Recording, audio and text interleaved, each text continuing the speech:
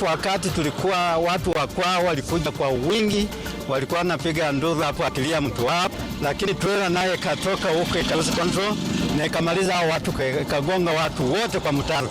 Watu 15 wafariki kwenye ajali Webuye, 6 wakiwa wa familia moja. Alia kama mattress ukanifikiri kitu ingia kwa maji. Hata hiyo mattress hapo ukikauza inanuka simiti.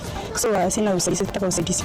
Idadi ya waliofariki kwenye mafuriko yafikia 49, watu zaidi ya 2000 wakiachwa bila makao, huku wafanyabiashara wakikadiria hasara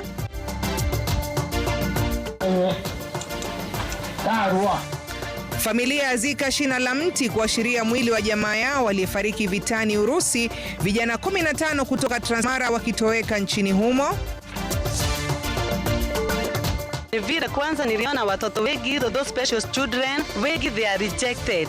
Na kwenye mwanamke bomba tunamwangazia Anu Wamboi anayewapa matumaini watoto wenye ulemavu katika mtaa wa Molem hapa Nairobi.